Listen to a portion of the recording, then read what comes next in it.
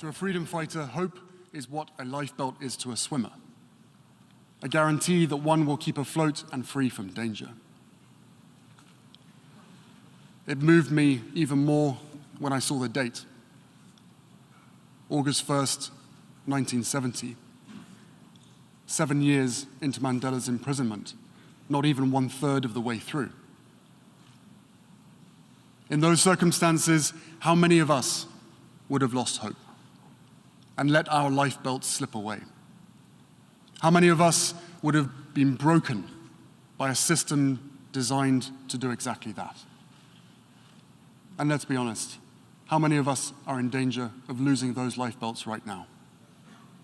How many of us feel battered, helpless, in the face of the seemingly endless stream of disasters and devastation? I understand. This has been a painful year in a painful decade. We're living through a pandemic that continues to ravage communities in every corner of the globe. Climate change wreaking havoc on our planet, with the most vulnerable suffering most of all. The few weaponizing lies and disinformation at the expense of the many. And from the horrific war in Ukraine to the rolling back of constitutional rights here in the United States, we are witnessing a global assault on democracy and freedom, the cause of Mandela's life.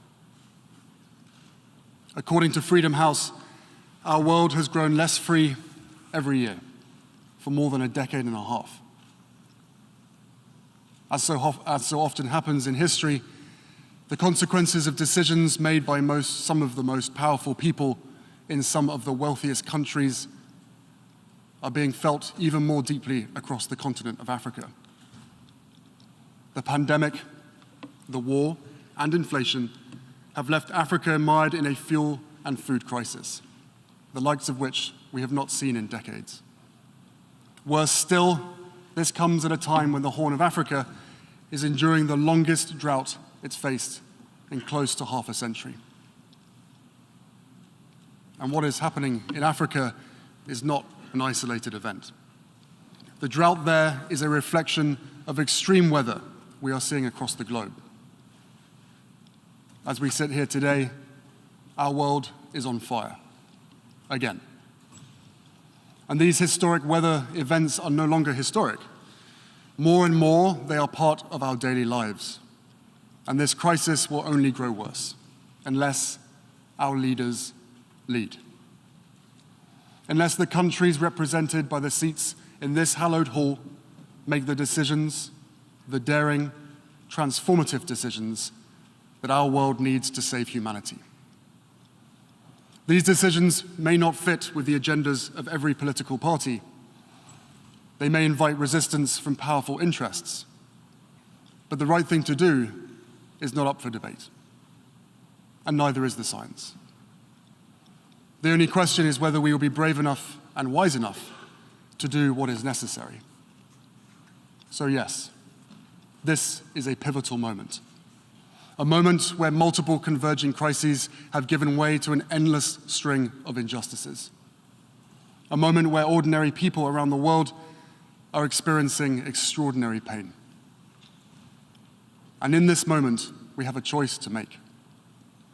We can grow apathetic, succumb to anger, or yield to despair, surrendering to the gravity of what we're up against. Or we can do what Mandela did, every single day inside that 7 by 9 foot prison cell on Robben Island, and every day outside of it too. We can find meaning and purpose in the struggle. We can wear our principles as armor. Heed the advice Mandela once gave his son to never give up the battle even in the darkest hour, and find hope where we have the courage to seek it. Since I first visited Africa at 13 years old, I've always found hope on the continent. In fact, for most of my life, it has been my lifeline, a place where I've found peace and healing time and time again. It's where I felt closest to my mother and sought solace after she died, and where I knew I had found a soulmate in my wife. And it's where so much of my work is why my work is based there. Because despite continued hardship, there are people across Africa who embody Mandela's spirit and ideals, building on the progress he helped make possible. I see it in the communities fighting to save the Okavango Delta, defying the odds to protect their home and its biodiversity from big oil companies. I see it in the young girls who are forced out of school and into marriage in northern Nigeria, speaking out today so others may get a fuller chance to thrive tomorrow. I see it in the young entrepreneurs I met in Johannesburg, using their energy and creativity to launch businesses that serve their communities. I see it in World Central Kitchen, a partner of the Archwell Foundation, and their volunteers in Ukraine and around the world, fighting food insecurity one meal at a time. I see it in the vulnerable children of Lesotho and Botswana, orphaned by HIV, striving for a better future, which we support through our organization, Centre Bali. I see it in the newest generation of activists for equality and justice, who are mobilizing people of all ages and races, all faiths and walks of life, to lace up their shoes and join the march. And I see it in the parents I meet around the world, as determined as Mandela was to give their children a better shot at a brighter future, to prioritize their own and their children's mental health and well-being, to reject old ideas and past prejudices, to heal from the past and build resilience for the present and future, because they know the price of inaction will be paid by the next generation. In their strength and in their deeds, Mandela's legacy shines as brightly as ever. They are my lifebelt. I hope they can be yours too. Because right now, the water is rising all around us. In some places, quite literally. So it's more important than ever that we seek a purpose greater than ourselves and get to work.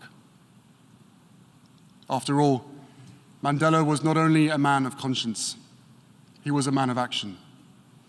He organized millions, inspired billions, joined hands not only with those who loved him, but those who had once jailed him, to build a better future for all. What Mandela understood was that true legacy transcends one's own needs and the passage of time. It defies the moment. Its relevance never ceases. Legacy does not belong to the self. It belongs to those it impacts. That doesn't mean he was perfect. No, he was something better. He was human. As he wrote in his autobiography, I have made missteps along the way, but I have discovered the secret that after climbing a great hill, one only finds that there are many more hills to climb. I have taken a moment here to rest, to steal a view of the glorious vista that surrounds me, to look back on the distance I have come. But I can rest only for a moment, for with freedom comes responsibilities, and I dare not linger, for my long walk is not yet ended. It has been almost a decade now since Mandela's own walk on this earth finally reached its end. But what he taught us again and again is that it was never his walk alone. It was all of ours. It is all of ours. And what a beautiful gift, especially as a dad of 2 young children myself. The message that this world is meant to be shared.